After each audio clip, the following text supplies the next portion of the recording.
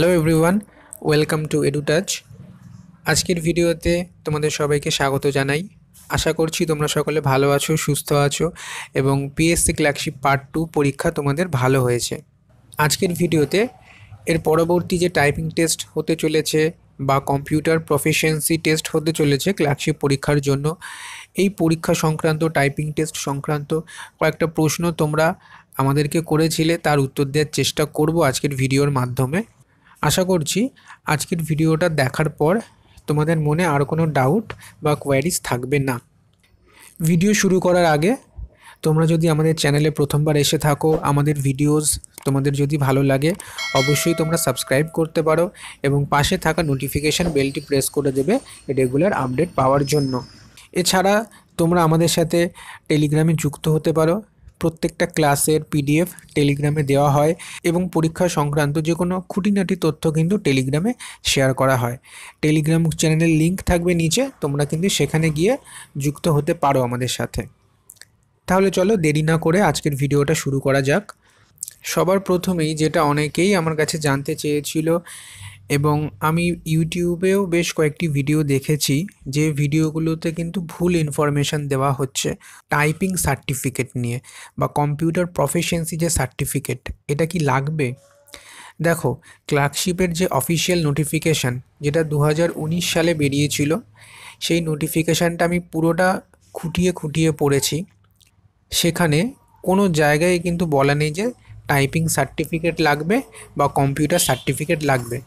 হ্যাঁ, এখানে বলা আছে যে তোমরা দেখতে পাচ্ছ এই লাইনটা, the elementary knowledge in computer operation and ability of typing on computer of the candidates shall be judged only after they found qualified in part 1 and part 2 exam.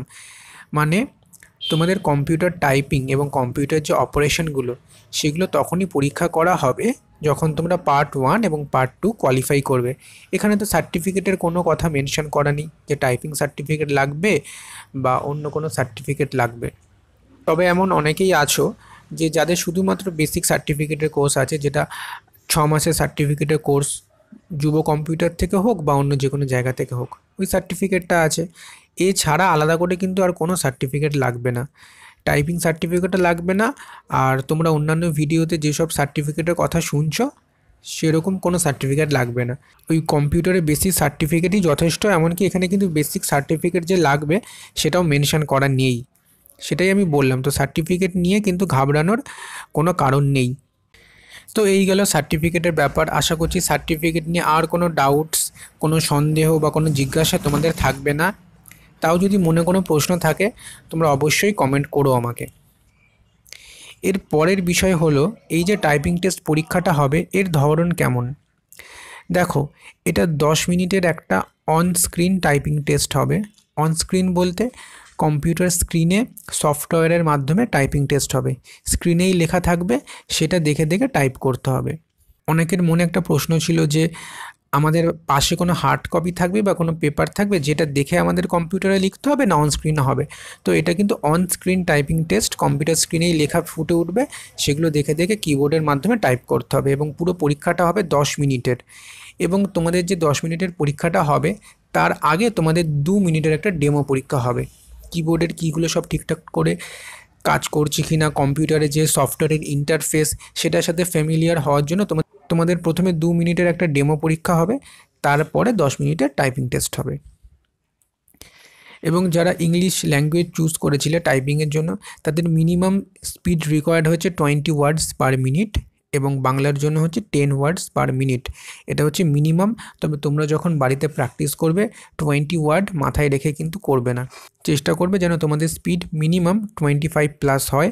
কারণ তোমাদের স্পিড আগে থেকে বেশি থাকলে পরীক্ষার হলে যদি কোনো গন্ডগোল হয় বা একটু নার্ভাসনেস কাজ করে পরীক্ষার সময়, তখন যেন স্পিড না কমে যায়। তাই জন্য প্র্যাকটিস কিন্তু চেষ্টা করবে যেন মিনিমাম 25+ থাকে। আচ্ছা, এরপরে হচ্ছে যাদের বাড়িতে কম্পিউটার নেই তারা কিভাবে প্র্যাকটিস করবে। প্রত্যেক দিন তো সাইবার ক্যাফেতে গিয়ে টাকা খরচা করে প্র্যাকটিস করা সম্ভব নয়। তাহলে তার একটা ছোট্ট উপায় হলো, তোমাদের সবার কাছে আশা করছি স্মার্টফোন রয়েছে। স্মার্টফোনে তোমরা যদি প্লে স্টোরে যাও, তোমরা প্লে স্টোর থেকে টাইপিং শেখার অনেক রকম অ্যাপ্লিকেশান পেয়ে যাবে। সেই অ্যাপ্লিকেশান একটা ডাউনলোড করে নেবে এবং তোমাদের একটা কিবোর্ডের প্রয়োজন হবে, যে কিবোর্ডটা হচ্ছে USB type keyboard. USB type keyboard বলতে কিবোর্ডে যে তারটা হয়, যে তারটা কম্পিউটারের সঙ্গে লাগে, সেই যে পোর্টটা সেটা ইউএসবি টাইপের। ওই টাইপের একটা কিবোর্ড তোমরা বাজারে পেয়ে যাবে, 200-250 টাকায় কম দামে পেয়ে যাবে। এবং যেটা লাগবে সেটা হচ্ছে একটা ওটিজি কেবল।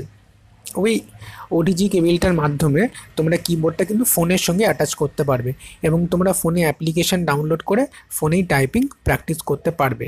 সেখানে তোমরা তোমাদের পছন্দের মতন সফটওয়্যার অ্যাপ্লিকেশান ডাউনলোড করে নিলে, সেখান থেকে শিখে নিলে এবং যখন তোমাদের হাতের স্পিড আস্তে আস্তে বেড়ে যাবে, তখন গুগলে গিয়ে তোমরা যদি সার্চ করো যে অনলাইন টাইপিং টেস্ট বলে, অনেক ওয়েবসাইট পেয়ে যাবে এবং সেখানে ওই প্যারাগ্রাফ মতন দেওয়া থাকে এবং সেটা দেখে দেখে টাইপিং প্র্যাকটিস করতে হয়।